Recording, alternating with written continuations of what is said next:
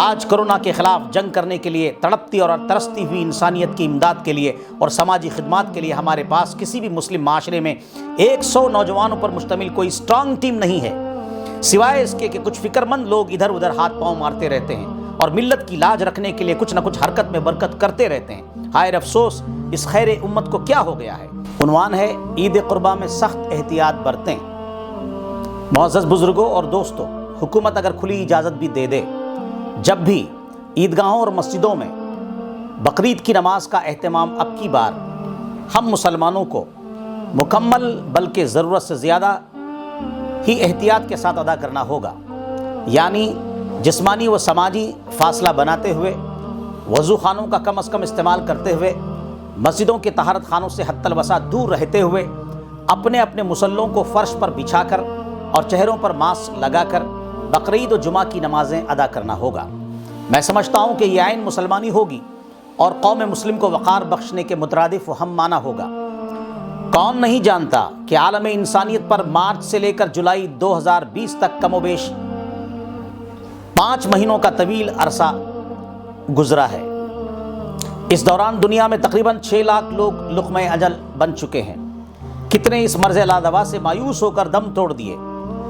اور دسیوں لاکھ متاثرین ہسپتالوں میں سخت غیر یقینی و جان لیوا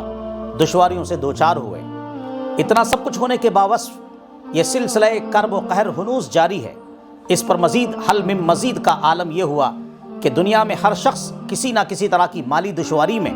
مبتلا ہو کر ملی تو روزی نہیں تو روزہ کا وظیفہ پڑھنے لگا۔ جی ہاں، یہ سچ ہے کہ سماجی زندگی بے لطف ہو گئی، آزادی کے ساتھ جینے کا حوصلہ سرد پڑ گیا، اپنے دوست و یار سے اور اہل خاندان اور رشتہ دار سے ملنا ملانا ایک بڑا مسئلہ بن گیا۔ المختصر، غور کیجئے کہ کرونا وائرس کے عفریت نے آج سب کو اس قدر مبہوت و خوفزدہ کر دیا ہے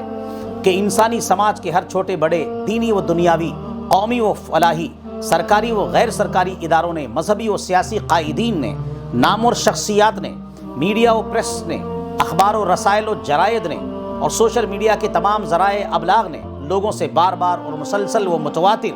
اپیل و گزارش کی کہ وہ بے ضرورت ہرگز گھروں سے باہر نہ نکلیں، ہاتھوں کو دھوتے رہیں، چہروں پر ماسک لگا رکھیں اور ہر قسم کی بھیڑ سے بچیں۔ اس مرض کو افواہ یا سازش نہ سمجھیں اور کسی ایک مذہب پر حملہ تصور نہ کریں۔ یہ صحیح ہے کہ ان تمام تاکیدات و تنبیہات، معروضات و گزارشات اور خطرات و خدشات کے باوجود ہم مسلمانوں نے کہیں احتیاط کیا تو کہیں احتیاط نہیں کیا، اور جہاں احتیاط کیا وہاں کامل اور لگاتار احتیاط سے کام نہیں لیا، اور جہاں بالکل احتیاط نہیں کیا تو وہاں ذلیل ہوئے، لاٹھی کھائی، پولیس محکمے کو مسجدوں میں گھس کر ڈانٹ پلانے کا موقع دیا اور اس کے نتیجے میں کتنوں پر FIR بھی درج ہوا۔ پیارے مسلمان بھائیوں اور میری پیاری ماؤں بہنوں، حالات کے اس طوفانی بھنور سے اور اس آفت ناگہانی کے گرداب سے ابھی ہم قطعی باہر نہیں نکلے ہیں۔ اگرچہ رمضان اسلام کا مقدس ترین مہینہ گزر گیا اور ہماری عید بھی ہو گئی، مگر اب بقرعید آنے والی ہے، جانوروں کی خرید و فروخت کے میلے لگیں گے، احتیاط کا دامن ہاتھ سے چھوٹے گا، مساجد میں علماء کرام، خطبہ اعظام اور قومی تنظیمیں پاکی و صفائی پر اعلانات کریں گے اور اشتہارات دیں گے، مگر افسوس کہ پھر وہی نتیجہ سامنے آئے گا جس بات کا ہم سب کو ہمیشہ خوف لگا رہتا ہے۔ اس لیے کیا ہی اچھا ہوتا کہ ہر گلی محلے والے اور ہر گاؤں بستی والے جہاں تک ہو سکے گاؤں سے باہر یا گاؤں کے قریب 4 دیواری والی ایک بڑی جگہ ابھی سے محفوظ کر لیتے اور سب لوگ وہیں جانوروں کو رکھ کر قربانی کرتے اور پاکی و صفائی کے بعد کمال تہذیب و شائستگی سے گوشت اپنے اپنے گھروں کو لاتے یا بانٹتے۔ اور جہاں تک بڑے شہروں کی بات ہے، وہاں کے مسلمانوں کو بھی کچھ ایسی ہی ترکیب نکالنی پڑے گی کہ جس کے ذریعے کم سے کم جانوروں کی نمائش ہو، ان کے ذبح کرنے کا عمل مخفی رہے اور ان کی تقسیم مسلمانوں کی طہارت و شائستگی کا اعلیٰ نمونہ بنے، کیونکہ مسلمانوں کے خون میں ہے سلیقہ دل نوازی کا، مسلمانوں کے خون میں ہے سلیقہ دل نوازی کا، شہادت حسن عالمگیر ہے مردان غازی کا۔ خواتین و حضرات، ملک میں دن بدن مسلمانوں کے حالات بگڑ رہے ہیں، کلی طور پر قیادت کا فقدان ہے، وقتاً فوقتاً درپیش مسائل کے حل اور ہم پر پڑنے والی افتاد کی روک تھام کے لیے ہمارے پاس ذیلی سطح پر ہو کہ صوبائی لیول پر ایک زمانے سے کوئی مضبوط پلیٹ فارم نہیں ہے اور نہ ہی کوئی امید اب اس کی نظر آتی ہے۔ چونکہ نا امیدی ضعف ایمان کی علامت ہے، اس لیے قوم کو ہدایت دینا، ان میں حوصلہ پیدا کرنا اور ان کو جگاتے رہنا اسلامی قیادت کی عین ذمہ داری ہے۔ چونکہ قرآن کریم میں اللہ تعالیٰ نے جاہلوں، غافلوں اور کاہلوں کو سخت وارننگ دی ہے۔ ارشاد فرمایا وَإِن تَتَوَلَّوْا يَسْتَبْدِلْ قَوْمًا غَيْرَكُمْ ثُمَّ لَا يَكُونُوا أَمْثَالَكُمْ، اور اگر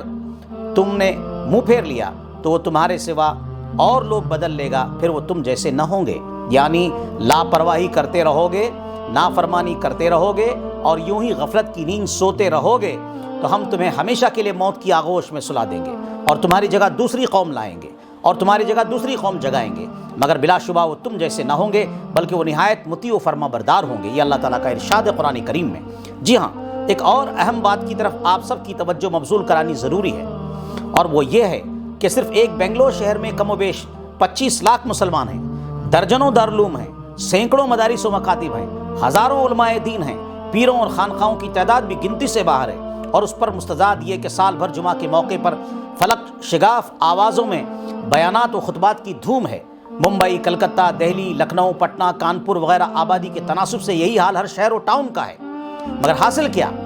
آج کرونا کے خلاف جنگ کرنے کے لیے، تڑپتی اور ترستی ہوئی انسانیت کی امداد کے لیے اور سماجی خدمات کے لیے ہمارے پاس کسی بھی مسلم معاشرے میں 100 نوجوانوں پر مشتمل کوئی اسٹرانگ ٹیم نہیں ہے، سوائے اس کے کہ کچھ فکر مند لوگ ادھر ادھر ہاتھ پاؤں مارتے رہتے ہیں اور ملت کی لاج رکھنے کے لیے کچھ نہ کچھ حرکت میں برکت کرتے رہتے ہیں۔ ہائے افسوس، اس خیر امت کو کیا ہو گیا ہے؟ حسن تدبیر سے جاگ اٹھتا ہے قوموں کا نصیب، کبھی تقدیر بدلتی نہیں ہے ارمانوں سے۔ اللہ تبارک و تعالی ہم تمام کو توفیق عطا فرمائے کہ ہم جس طرح سے دینی